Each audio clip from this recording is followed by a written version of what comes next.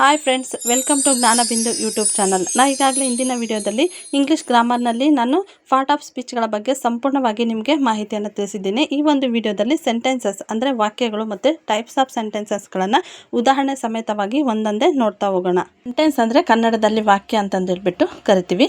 ಇದರ ಅರ್ಥ ಏನಂದರೆ A sentence is A group of words that makes complete sense. ಅಂದರೆ ಒಂದು ಸಂಪೂರ್ಣ ಅರ್ಥವನ್ನು ಕೊಡುವಂತಹ ಪದಗಳ ಒಂದು ಗುಂಪಿಗೆ ನಾವು ಸೆಂಟೆನ್ಸ್ ಅಂತಂದೇಳ್ಬಿಟ್ಟು ಕರಿತೀವಿ. ಇದರ ಎಕ್ಸಾಂಪಲ್ ನೋಡೋದಾದರೆ ಇಲ್ಲಿ ರಾಧಾ ವಾಚ್ಡ್ ದಿ ಮೂವಿ ಅನ್ನುವಂಥದ್ದು. ಇಲ್ಲಿ subject plus verb plus object ಕಂಡುಬರುತ್ತೆ. ಇಲ್ಲಿ ನಾವು ಸಬ್ಜೆಕ್ಟ್ ಅಂದರೆ ಕರ್ತೃಪದ ಏನಂತಂದಿದ್ರೆ ರಾಧಾ ಅನ್ನುವಂಥದ್ದು. ಓಕೆನಾ. ಇಲ್ಲಿ ನೆಕ್ಸ್ಟ್ ಕರ್ಮಪದ ಅಂದರೆ ಆಬ್ಜೆಕ್ಟ್ ಅಂತ ಕರಿತೀವಿ, ದ ಮೂವಿ ಅನ್ನುವಂಥದ್ದು. ವರ್ಬ್ ಅಂತಂದಿದ್ರೆ ಕ್ರಿಯಾಪದ, ವಾಚ್ಡ್ ಅನ್ನುವಂಥದ್ದು ಇಲ್ಲಿ ಕ್ರಿಯಾಪದ ಆಗುತ್ತೆ.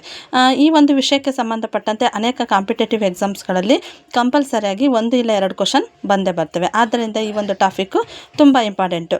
Next types. There are 4 types of sentences in English. First one is declarative sentence, second interrogative sentence, third one is imperative sentence and exclamative or exclamatory sentence. ಒಂದೊಂದಾಗೆ ನೋಡ್ತಾ ಹೋಗೋಣ. ಮೊದಲನೇದಾಗಿ ಡಿಕ್ಲೇರೇಟಿವ್ sentence ಅಥವಾ ಅಸರ್ಟಿವ್ ಸೆಂಟೆನ್ಸ್. ಕನ್ನಡದಲ್ಲಿ ಇದಕ್ಕೆ ನಾವು ನಿರ್ಣಯ ವಾಕ್ಯ ಅಂತಂದೇಳ್ಬಿಟ್ಟು ಕರಿತೀವಿ. It is tell Haj something. ಇದು ಏನು ಲಕ್ಷಣಗಳನ್ನು ಹೊಂದಿರ್ತದೆ ಅಂದರೆ ಏನಾದರೂ ವಿಶೇಷತೆಯನ್ನು ಹೇಳುವಂಥದ್ದಾಗಿರುತ್ತೆ. ಜೊತೆಗೆ ಡಿಕ್ಲೇರೇಟಿವ್ ಸೆಂಟೆನ್ಸ್ ಮೇಕ್ ಎ ಸ್ಟೇಟ್ಮೆಂಟ್. ಇದು ಒಂದು ಏನನ್ನಾದರೂ ನಿರ್ದಿಷ್ಟವಾಗಿ ಹೇಳುವಂತಹ ಒಂದು ಸೆಂಟೆನ್ಸ್ ಆಗಿರುತ್ತೆ. ಜೊತೆಗೆ ದೆ ಗಿವ್ಸ್ ಆಸ್ ಇನ್ಫಾರ್ಮೇಷನ್. ಏನಾದರೂ ಒಂದು ವಿಷಯವನ್ನು ನಿರ್ದಿಷ್ಟವಾಗಿ ಹೇಳೋದ್ರ ಮೂಲಕ ಮಾಹಿತಿಯನ್ನು ಪಡೆದುಕೊಳ್ಳುವಂಥದ್ದಾಗಿರುತ್ತೆ. ಜೊತೆಗೆ ಈ ಒಂದು ಡಿಕ್ಲೇರೇಟಿವ್ ಸೆಂಟೆನ್ಸ್ ಪ್ರತಿಯೊಂದು ಡಿಕ್ಲೇರೇಟಿವ್ ಸೆಂಟೆನ್ಸ್ನ ಕೊನೆಯಲ್ಲಿ ಒಂದು ಫುಲ್ ಸ್ಟಾಪ್ ಬರುತ್ತೆ. ಓಕೆನಾ. ಎಕ್ಸಾಂಪಲ್ ನೋಡೋದಾದರೆ ದ ಪ್ಲೇ ಕ್ರಿಕೆಟ್. ಇದೊಂದು ವಾಕ್ಯ, ಹೌದಾ. ಇದೊಂದು ನಿರ್ಣಯ ವಾಕ್ಯ. ನಾನು ಕ್ರಿಕೆಟನ್ನು ಆಟ ಆಡ್ತಿದ್ದೀನಿ ಅನ್ನುವಂಥದ್ದು. ಓಕೆ, ಇಲ್ಲಿ ಫುಲ್ ಸ್ಟಾಪ್ ಇದೆ. ಅದೇ ರೀತಿಯಾಗಿ I like learn to English. Okay, ಇದು ಕೂಡ ಡಿಕ್ಲೇರೇಟಿವ್ ಸೆಂಟೆನ್ಸ್ ಸಂಬಂಧಪಟ್ಟದ್ದು. ನೆಕ್ಸ್ಟ್ ಬರುವಂಥದ್ದು ಇಂಟ್ರೋಗೇಟಿವ್ ಸೆಂಟೆನ್ಸ್. ಇಂಟ್ರೋಗೇಟಿವ್ ಸೆಂಟೆನ್ಸ್ ಅಂತಂದಿದ್ರೆ ಕ್ವಶನ್ಸ್. ಓಕೆನಾ, ಅಂದರೆ ಪ್ರಶ್ನಾರ್ಥಕ ವಾಕ್ಯಗಳು ಅಂತಂದೇಳಿ ಕರಿತೀವಿ. ಇಂಟ್ರೋಗೇಟಿವ್ ಸೆಂಟೆನ್ಸ್ ಏನಾಗಿರುತ್ತೆ ಅಂದರೆ ಪ್ರಶ್ನೆಗಳನ್ನು ಕೇಳುವಂಥದ್ದು, ಕೊನೆಯಲ್ಲಿ ಕ್ವಶನ್ ಮಾರ್ಕ್ ಬರುತ್ತೆ. ಜೊತೆಗೆ ಆ ಒಂದು ಕ್ವಶನ್ ಕೇಳೋದ್ರ ಮೂಲಕ ಇನ್ಫಾರ್ಮೇಷನ್ನ ಪಡೆದುಕೊಳ್ಳುವಂಥದ್ದು. ಎಂಡಲ್ಲಿ ಕ್ವಶನ್ ಮಾರ್ಕ್ ಚಿಹ್ನೆ ಇರುತ್ತದೆ. ಇಲ್ಲಿ ಉದಾಹರಣೆ ನೋಡೋದಾದರೆ where it is the book. Okay, interrogative sentence ಯಾವಾಗಲೂ ಸ್ಟಾರ್ಟಿಂಗಲ್ಲಿ WH ವರ್ಡನ್ನು ಹೊಂದಿರುತ್ತೆ, ಕೊನೆಯಲ್ಲಿ ಕ್ವಶನ್ ಮಾರ್ಕನ್ನು ಹೊಂದಿರುತ್ತೆ. ಇದನ್ನೇ ನಾವು ಇಂಟ್ರಾಗೇಟಿವ್ ಸೆಂಟೆನ್ಸ್ ಅಂತಂದೇಳಿ ಕರಿತೀವಿ. ಇದು ನೆಗೆಟಿವ್ ಫಾರ್ಮಲ್ಲಿ ಕೂಡ ನಾವು ಬಳಕೆ ಮಾಡಬಹುದಾಗಿದೆ. ನೆಕ್ಸ್ಟ್ ಬರುವಂಥದ್ದು ಇಂಪೇರೇಟಿವ್ ಸೆಂಟೆನ್ಸ್ ಅಂದರೆ ಕಡ್ಡಾಯ ವಾಕ್ಯಗಳು ಅಂತಂದೇಳ್ಬಿಟ್ಟು ಕರಿತೀವಿ. Is a sentence that express a direct command, request and invitations, warning or instructions.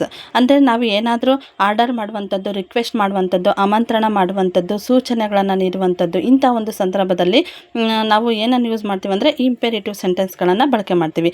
ಈ ಇಂಪೇರೇಟಿವ್ ಸೆಂಟೆನ್ಸ್ ಯಾವಾಗಲೂ ಏನಾಗಿರುತ್ತೆ ಅಂದರೆ ಎಂಡಲ್ಲಿ ಫುಲ್ ಸ್ಟಾಪ್ ಇರುತ್ತೆ ಒಂದು, ಇಲ್ಲ ಅಂತಂದಿದ್ರೆ ಎಕ್ಸ್ಕ್ಲಮೇಷನ್ ಮಾರ್ಕ್ ಇರುತ್ತೆ. ಇವೆರಡರಲ್ಲಿ ಒಂದಿರುತ್ತೆ. ಇಲ್ಲಿ ಎಕ್ಸಾಂಪಲ್ ಸಹಿತ ನೋಡೋದಾದರೆ ಕಮ್ ಇಯರ್. ಇಲ್ಲಿ ಬಾ ಅನ್ನುವಂಥದ್ದು ಒಂದು ಆರ್ಡರ್ ಮಾಡುವಂಥದ್ದು, ಹೌದಾ. ಇಲ್ಲಿ ನಾವು ಏನು ಬಳಕೆ ಮಾಡಿದ್ವಿ, ಎಕ್ಸ್ಕ್ಲಮೇಷನ್ ಮಾರ್ಕನ್ನು ಬಳಕೆ ಮಾಡಿದ್ವಿ, ಜೊತೆಗೆ ಫುಲ್ ಸ್ಟಾಪ್ ಇದೆ. ಅದೇ ರೀತಿಯಾಗಿ ಸ್ಟಾಪ್ ದೇರ್ ಅನ್ನುವಂಥದ್ರಲ್ಲಿ ಫುಲ್ ಸ್ಟಾಪ್ ಇದೆ. Close the door when you go out. Okay, ನೀನು ಯಾವಾಗ ಹೊರಗೆ ಹೋಗ್ತೀಯ ಆವಾಗ ಡೋರನ್ನು ಕ್ಲೋಸ್ ಮಾಡು ಅನ್ನುವಂಥದ್ದು. ಇದು ಏನಂದರೆ ರಿಕ್ವೆಸ್ಟ್ ಮಾಡಿಕೊಳ್ಳುವಂಥದ್ದು. ಇಲ್ಲಿ ಕೊನೆಯಲ್ಲಿ ಏನಿದೆ ಅಂತಂದಿದ್ರೆ ಫುಲ್ ಸ್ಟಾಪ್ ಇದೆ. ಈ ರೀತಿಯಾಗಿ ಇಂಪೇರೇಟಿವ್ ಸೆಂಟೆನ್ಸು ಫುಲ್ ಸ್ಟಾಪ್ ಇರುತ್ತೆ, ಇಲ್ಲಾಂದರೆ ಎಂಡಲ್ಲಿ ಎಕ್ಸ್ಕ್ಲಮೇಷನ್ ಮಾರ್ಕ್ ಇರುತ್ತೆ. ಇಂಥ ಒಂದು ಸೆಂಟೆನ್ಸನ್ನು ನಾವು ಇಂಪೇರೇಟಿವ್ ಸೆಂಟೆನ್ಸ್ ಅಂತಂದೇಳ್ಬಿಟ್ಟು ಕನ್ಸಿಡರ್ ಮಾಡ್ತೀವಿ. ನೆಕ್ಸ್ಟ್ ಬರುವಂಥದ್ದು ಎಕ್ಸ್ಕ್ಲಾಮೇಟರಿ ಸೆಂಟೆನ್ಸ್. ಎಕ್ಸ್ಕ್ಲಾಮೇಟರಿ ಸೆಂಟೆನ್ಸ್ ಅಂದರೆ ಎಕ್ಸ್ಕ್ಲಮೇಷನ್ ಮಾಡುವಂಥದ್ದು, ಅಂದರೆ ಆಶ್ಚರ್ಯ ಸೂಚಕವಾದಂಥ ಒಂದು ಚಿಹ್ನೆಗಳು. Exclamatory sentence express strong emotions, surprises or an exclamation. ಅಂದರೆ ನಾವು ಏನನ್ನಾದರೂ ಕೂಡ ಆಶ್ಚರ್ಯವಾಗಿ ಹೇಳುವಂಥದ್ದು, ಅಂದರೆ ಅದು ದುಃಖ ಆಗಿರ್ಬೋದು, ಇಲ್ಲವೇ ಸಂತೋಷ ಆಗಿರ್ಬೋದು. ಅಂಥ ಒಂದು ಸಂದರ್ಭದಲ್ಲಿ ನಾವು ನಮ್ಮ ಒಂದು ಭಾವನೆಗಳನ್ನು ವ್ಯಕ್ತಪಡಿಸುವಂಥ ಒಂದು ಸಂದರ್ಭದಲ್ಲಿ, ಸರ್ಪ್ರೈಸಸ್ಗಳನ್ನು ವ್ಯಕ್ತಪಡಿಸುವಂಥ ಸಂದರ್ಭದಲ್ಲಿ ಬಳಕೆ ಮಾಡುವಂಥ ಒಂದು ಸೆಂಟೆನ್ಸನ್ನು ನಾವು ಎಕ್ಸ್ಕ್ಲಾಮೇಟರಿ ಸೆಂಟೆನ್ಸ್ ಅಂತಂದೇಳ್ಬಿಟ್ಟು ಕರಿತೀವಿ. ಈ ಎಕ್ಸ್ಕ್ಲಾಮೇಟರಿ ಸೆಂಟೆನ್ಸ್ ಏನಂದರೆ ಎಂಡಲ್ಲಿ ಯಾವಾಗಲೂ ಆಶ್ಚರ್ಯ ಸೂಚಕ ಚಿಹ್ನೆ ಅಥವಾ ಎಕ್ಸ್ಕ್ಲಮೇಷನ್ ಮಾರ್ಕನ್ನು ಹೊಂದಿರುತ್ತೆ, ಜೊತೆಗೆ ಎಂಡಲ್ಲಿ ಫುಲ್ ಸ್ಟಾಪ್ ಇರುತ್ತೆ. ಓಕೆನಾ. ಇಲ್ಲಿ ಎಕ್ಸಾಮ್ ಸಹಿತ ನೋಡೋದಾದರೆ what an amazing movie it was. Okay, what as amazing movie. ಇದು ಒಂದು ಅಮೇಝಿಂಗ್ ಮೂವಿ ಇಟ್ ವಾಸ್ ಅಂತಂದೇಳಿ ಆಶ್ಚರ್ಯ ಪಡುವಂಥದ್ದು. ಇಲ್ಲಿ ಏನು ಬಳಕೆ ಮಾಡಿದ್ದೀವಿ ಅಂದರೆ ಎಂಡಲ್ಲಿ ಆಶ್ಚರ್ಯ ಸೂಚಕ ಚಿಹ್ನೆಯನ್ನು ಬಳಕೆ ಮಾಡಿದ್ದೀವಿ. ಇನ್ನೊಂದು ಎಕ್ಸ್ಕ್ಲಾಮೇಟರಿ ಸೆಂಟೆನ್ಸ್ ಯಾವಾಗಲೂ ಏನಿರುತ್ತೆ ಅಂದರೆ ಸ್ಟಾರ್ಟಿಂಗಲ್ಲಿ WH ಇರುತ್ತೆ, ನೆಕ್ಸ್ಟ್ ಆಬ್ಜೆಕ್ಟ್ ಬರುತ್ತೆ, ನೆಕ್ಸ್ಟ್ ಸಬ್ಜೆಕ್ಟ್ ಮತ್ತು ವರ್ಬ್ ಬರುತ್ತೆ. ಇಲ್ಲಿ WH ಅಂದರೆ ವಾಟ್ ಬಂದಿದೆ, ಹೌದಾ. ಅಮೇಝಿಂಗ್ ಅನ್ನುವಂಥದ್ದು ಆಬ್ಜೆಕ್ಟ್, ಮೂವಿ ಅನ್ನುವಂಥದ್ದು ಏನಂತಂದರೆ ಸಬ್ಜೆಕ್ಟ್. ಓಕೆ, ವರ್ಬ್ ಅನ್ನುವಂಥದ್ದು ವಾಸ್ ಬಂದಿದೆ, ಹೌದಾ. ಈ ರೀತಿಯಾಗಿ ನೆಕ್ಸ್ಟ್ ಅದೇ ರೀತಿಯಾಗಿ wow, really cannot believe we did hit ಅಂದರೆ ನಾವು ವಾವ್ ಅನ್ನುವಂಥದ್ದು ಇಲ್ಲಿ ಆಶ್ಚರ್ಯ ಸೂಚಕವನ್ನು ಸೂಚಿಸ್ತಿದ್ದೀವಿ, ಹೌದಾ. ಇಲ್ಲಿ ನಾವು ಎಕ್ಸ್ಕ್ಲಮೇಷನ್ ಮಾರ್ಕನ್ನು ಬಳಕೆ ಮಾಡಿದ್ದೀವಿ, ಅದೇ ರೀತಿಯಾಗಿ ಕೊನೆಯಲ್ಲಿ ಎಕ್ಸ್ಕ್ಲಮೇಷನ್ ಮಾರ್ಕನ್ನು ಬಳಕೆ ಮಾಡಿದ್ದೀವಿ. ಈ ರೀತಿಯಾದಂಥ ಒಂದು ಸೆಂಟೆನ್ಸ್ಗಳನ್ನು ನಾವು ಎಕ್ಸ್ಕ್ಲಾಮೇಟರಿ ಸೆಂಟೆನ್ಸ್ ಅಂತಂದು ಹೇಳ್ಬಿಟ್ಟು ಕರಿತೀವಿ. ಓಕೆ ಫ್ರೆಂಡ್ಸ್, ಈ ಒಂದು ಮಾಹಿತಿ ನಿಮಗೆ ಇಷ್ಟ ಆದರೆ, ಇದರಲ್ಲಿ ನಿಮಗೆ ಏನಾದರೂ ಡೌಟ್ಸ್ ಇದ್ದರೆ ನಮ್ಮ ಕಮೆಂಟ್ ಸೆಕ್ಷನ್ಗೆ ಹೋಗಿ ಕಮೆಂಟ್ ಮಾಡಿ. ಈ ಒಂದು ವಿಡಿಯೋ ನಿಮಗೆ ಇಷ್ಟ ಆದರೆ ನಮ್ಮ ಚಾನಲನ್ನು ಸಬ್ಸ್ಕ್ರೈಬ್ ಮಾಡಿ, ಈ ಒಂದು ವಿಡಿಯೋನ ಲೈಕ್ ಮಾಡಿ ಮತ್ತು ಶೇರ್ ಮಾಡಿ. Thank you.